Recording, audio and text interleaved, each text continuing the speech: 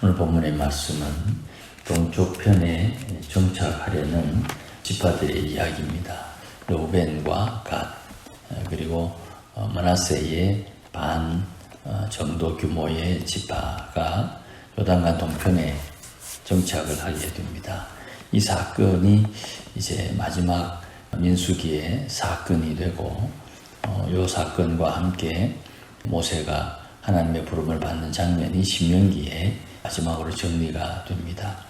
이 사건을 오늘과 내일 두 번에 걸쳐서 살필 텐데 여기에서 몇 가지 중요한 것을 좀 발견할 수 있습니다.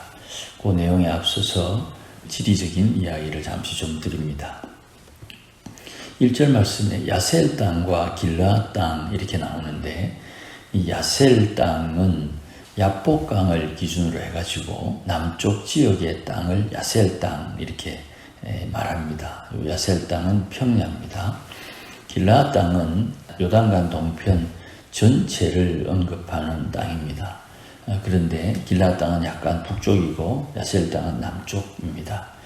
그리고 이 땅은 약속의 땅이 아니지요. 동편 땅은 약속의 땅이 아니지요. 그럼에도 불구하고 이 땅에 정착하려고 했던 이유가 가축대가 많다 하는 말씀으로 1절에 말씀합니다. 모압 지역에 위협이 될 만한 이방인들을 어느 정도 다 정리를 하고 미디안 5성읍을 통해서 받은 그 전리품들의 규모가 상당한 이런 상황에서 또 2차 인구조사의 결과에 따르면 르우벤 자손은 1차 때보다 약간 줄었지만 갓 자손은 1차 때보다 좀 더 인구가 늘어난 그런 상황입니다. 그러다 보니까 2절에도 갓 자손이 먼저 언급이 되고 르우벤이 뒤쪽에 따라오는 형색입니다. 이들이 이제 요단강 동편 야복강을 중심으로 해서 남쪽과 북쪽 지역에 머물기를 요청을 합니다.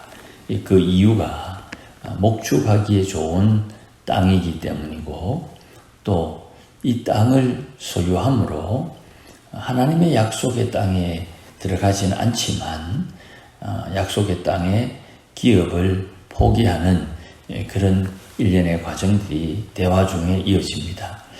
이렇게 땅을 목축을 위해서 요단강 동편 땅을 요구하는 이들의 이야기를 듣고 6절에 모세가 아주 불편한 마음을 합니다. 6절에서 15절까지 이어지는 이 모세의 이야기를 볼 때 두 가지의 관점이 좀 생각나요. 첫 번째는 모세가 지금 굉장히 화가 나 있는 듯한 표현입니다. 왜냐하면 지금 모세는 하나님의 부름을 받는 시간이 정해져 있습니다. 그리고 하나님의 부름을 받는 시간에 앞서 하나님께서 이제 주신 이 사역을 완수해야 되는데 완수하는 일이 다시 반복되는 듯한 그런 느낌을 가졌기 때문입니다. 그래서 7절 말씀에 이스라엘 자손에게 낙심하게 한다 하는 말을 합니다. 이 낙심하게 한다는 말이 9절에 가데스 바네아에서도 낙심하게 한 일이 있었지요.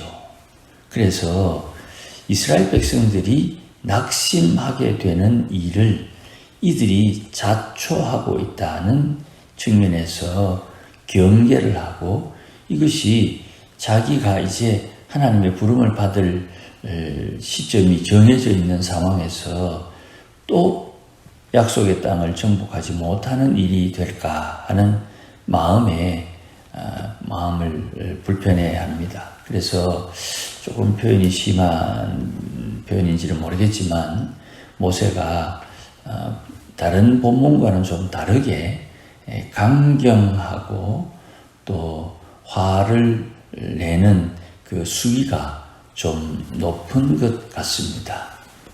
두 번째는 이 낙심하는 이 문제에 대한 역사적인 교훈을 언급을 하는데 두 가지를 언급하죠. 하나님께서 진노하셨다. 또 하나님의 진노 가운데 살아남은 자가 있다. 요 두 가지를 언급을 합니다. 10절 이후에 하나님께서 진노하셔서 20세 이상, 애굽에서 나온 사람 중에 20세 이상 그들은 하나님의 약속의 땅에 들어갈 수 없었다. 그렇지만 살아남은 자가 갈렙과 여호수아가 살아남았는데 이는 여호와를 온전히 따랐다 그랬습니다. 12절 말씀이죠. 여기에서 우리가 교훈을 하나 더 얻을 수 있는 게 이겁니다. 약속의 땅을 포기하고 동쪽 편에 머무르려고 하는 이 로벤과 갓 지파는 지금 여호와를 온전히 따르고 있느냐 하는 문제에 모세가 불편해한다는 것입니다. 역사적으로 볼 때에 동쪽 편은 지금 하나님의 왕성한 도우심을 통해서 이들이 이곳에 머물고 있지만 여기에 약속의 땅 이면에 있는 이것이 저들의 이스라엘 백성들에게 안정된 삶을 보장하지 않습니다. 요단강이 하나님의 정하신 경계가 되는 거죠. 이 요단강은 지금은 냇가입니다. 북쪽의 갈릴리 바다와 사이에 물이 지금은 별로 그렇게 많지 않아요. 그런데 구약 성경의 배경을 볼 때 그 당시에는 굉장히 물이 풍부했을 것으로 봅니다. 그래서 지금과 다른 강이 꾸준히 흘러서 쉽게 넘어가지 못하는 그런 천혜의 경계선이 됩니다. 지금도 낙동강을 건너기가 쉽지 않지요. 그런 유의 강이었던 것 같습니다. 순기순례를 갔을 때에도 단 지역의 헐몬산 아랫부분에 물이 얼마나 풍부한지 말로 표현할 수 없습니다. 그게 이제 다 지하로 흘러서 가기도 합니다만은 그 물이 갈릴리 바다를 이루고 또 요단강을 이룹니다. 그러니 그 당시에는 그게 천혜의 경계선이 되는데 그 동쪽 지역에 정착함으로 외부로부터 침입하는 침략자들의 방어가 생각보다 쉽지 않았을 것으로 추측이 되는 건데 그 땅을 자기들의 필요에 따라 신리에 따라 요청을 하는 겁니다.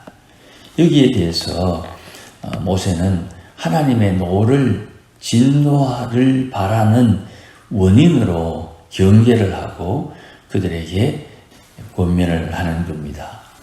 이런 상황에서 온전히 따른 사람은 살아남았다 하는 이 말씀이 르우벤과 갓 자손에게 타협할 수 있는 좋은 기회가 되는 것입니다. 16절 말씀 이후에 하나님께서 이 모세를 통해서 반대하는 이런 상황에서 우리가 이곳에 가축을 위해서 우리를 짓고 또 어린아이를 위해서 성읍을 건축하고 우리는 약속의 땅의 정복 전쟁의 앞부분에서 전쟁을 하겠다. 그런 이야기를 합니다. 이런 이야기는 믿음으로 어떤 상황에서 처신하게 될 때 하나님을 온전히 따르는 행실로 하나님의 진노하심에서 구원받을 수 있다는 것을 깨우쳐주는 겁니다.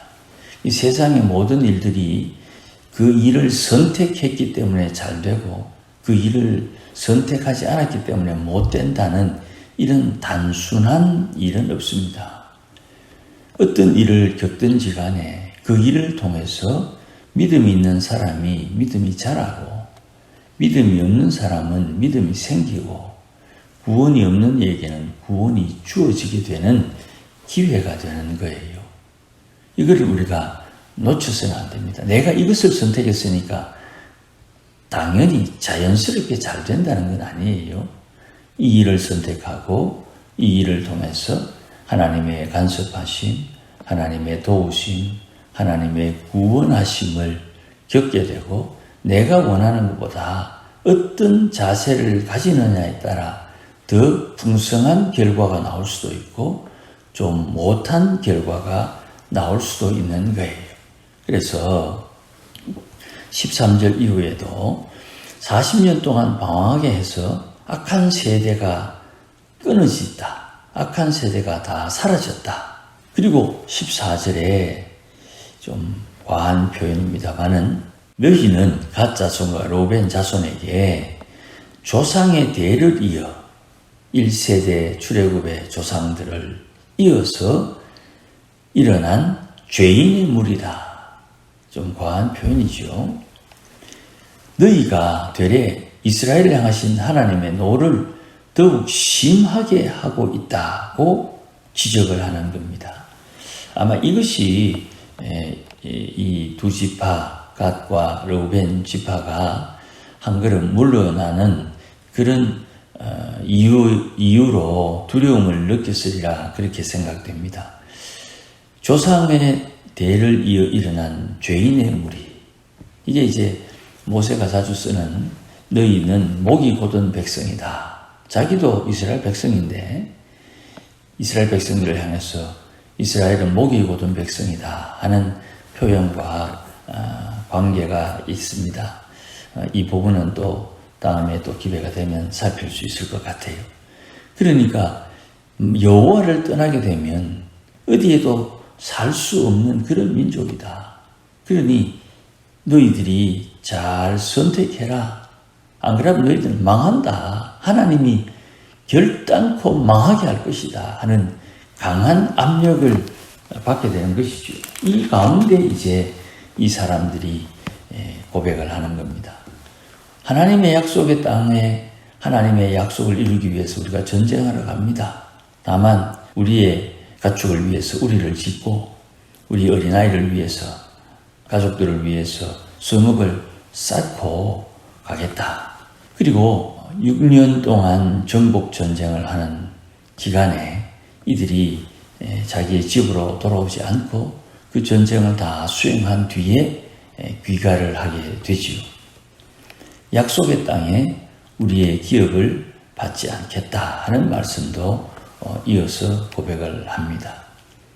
이 말이 이게 좀 정치적인 타협처럼 보이지만 이 말이 앞에 언급했던 이야기 하나님의 진노를 받는 행실인 것 같은데 믿음으로 이 일을 극복해내는 지혜가 되는 겁니다. 하나님의 진노 속에 살아남은 자가 있다.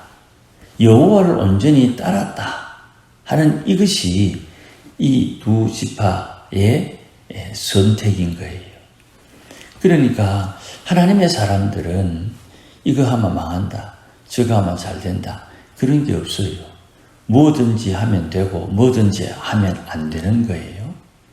그런데 뭐든지 하려고 하면 믿음으로 해야 되는 거예요. 뭐든지 안 하려고 하면 믿음으로 안 해야 된다 이 말이에요. 그런데 내 실리를 따라 사는 것처럼 보일 수 있겠지요. 이걸 이제 계속 오해하는 거예요. 성령으로 따라 살자 하니까 성령으로 따라 사는 것이 너무 낯설어요. 성령으로 따라 살아본 적이 별로 없어. 신앙이 좋을 때는 성령으로 따라한 것 같고 신앙이 좀 떨어지면 성령으로 따라 살지 않는 것 같고 신앙생활 50년, 60년 했는데 성령으로 따라 살아본 경험이 별로 없어. 의식이 없는 거예요. 성령을 따라 살고 있다는 의식이 없어. 그러니 성령으로 따라 사는 방법을 배우고 있음에도 불구하고 의식이 없으니까 내가 좋을 때는 성령을 따라 사는 것 같고 내가 나쁠 때는 성령을 따라 못 사는 것 같고 믿음이 없는 거예요. 믿음이 헷가닥 하는 거야. 요한복음 5장에 예수님 말씀처럼 너희에게 하나님을 사랑하는 마음이 없다 하는 그 말씀이 무슨 말인지를 도무지 이해하지를 못하는 거예요. 성령으로 따라 산다는 그 기준이 도무지 없는 거예요. 이야기를 해도 이해가 안 돼.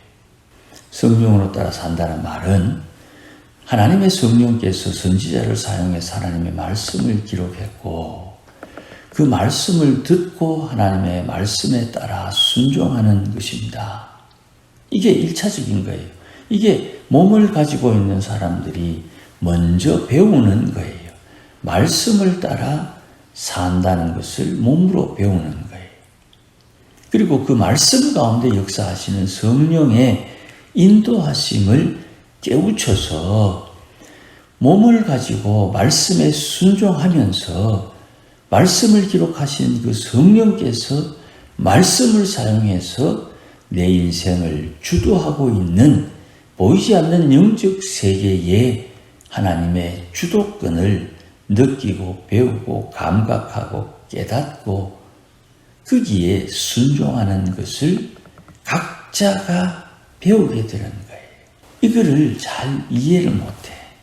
그리고 이것이 서양 철학에 잘 언급이 안 돼요.